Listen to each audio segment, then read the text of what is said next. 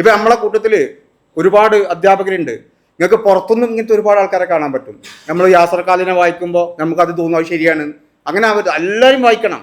ആരും നമുക്ക് അപ്രോച്ചബിൾ അല്ലാതെ ആരുമില്ല. എല്ലാ ആളുകളെയും വായിക്കുക. എന്നിട്ട് നമുക്ക് ശരിയും തെറ്റിടാൻ പറ്റണം.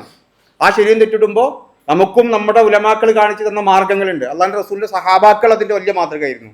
അസ്ഹാബി കന്നുജൂം ബി അയ്യിഹിം വഖതദൈതും ഇഹ്തദൈതും. ഒരു വലിയ ഗുഡ് സർട്ടിഫിക്കറ്റ് കൊടുക്കുകയാണ്. എൻ്റെ ശിഷ്യന്മാരിൽ ആരെയും നിങ്ങൾ പിൻപറ്റിക്കോളി, ആരെ കൂടെ പോയാലും നിങ്ങൾ ഇഹ്തദൈതും. അതേപോലെയാണ് ഞങ്ങളൊക്കെ പറയുന്നത്. നിങ്ങളെ കൂട്ടത്തിൽ ജാമ്യയിൽ പോയിക്കോളി, JNU പോയിക്കോളി, ഡൽഹി യൂണിവേഴ്സിറ്റിയിൽ പോയിക്കോളി. ചിലപ്പോൾ അവിടെ ചെല്ലുമ്പോൾ ചെറിയ ഒരു ഇതൊക്കെ ഉണ്ടാവും. പക്ഷേ തിരിച്ചു വരും എന്ന ഭയങ്കര പ്രതീക്ഷയാണ്.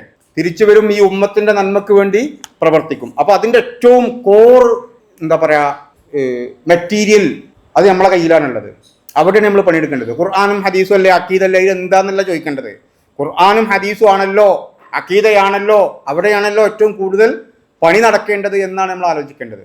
ഇപ്പോൾ നിങ്ങൾ ആലോചിച്ച് നോക്കി, എല്ലാം കൊണ്ടും ഡിസിൻറ്റഗ്രേഷൻ സംഭവിച്ചുകൊണ്ടിരിക്കുകയാണ്. മനുഷ്യന്റെ മൂല്യങ്ങൾ മുഴുവൻ നഷ്ടപ്പെട്ടുകൊണ്ടിരിക്കുകയാണ്. അവിടെ ഞാൻ മനുഷ്യനാണ്, മനുഷ്യൻ എന്നുള്ള നിലയ്ക്ക് ഞാൻ മൃഗത്തിൽ നിന്ന് ഡിഫറൻ്റ് ആണ് എന്ന് പറയാൻ പോലും പറ്റാത്തൊരു സാഹചര്യത്തിലേക്ക് കാലം പോവുകയാണ്. അപ്പം മനുഷ്യന്മാരായിട്ട് നിൽക്കാൻ, ഇൻസാനിയത്ത് ഉയർത്തിപ്പിടിക്കാൻ, മനുഷ്യർക്ക് വേണ്ടി നിലകൊള്ളാൻ നമുക്ക് പറ്റണം. അത് കേരളത്തിൽ പറ്റണം, ഇന്ത്യയിൽ പറ്റണം, ലോകത്തിൻ്റെ വിവിധ ഭാഗങ്ങളിൽ പറ്റണം. നമ്മൾ പ്രതീക്ഷിക്കാത്ത പല കാര്യങ്ങളും, നമ്മൾ ഈ ബട്ടർഫ്ലൈ എഫക്റ്റ് എന്നൊക്കെ പറയുന്ന പല സാധനങ്ങളും സംഭവിക്കുന്നത് നമ്മൾ പലപ്പോഴും ഇങ്ങനെ ഇരുന്ന് ആലോചിക്കുമ്പോൾ നമുക്ക് തോന്നും.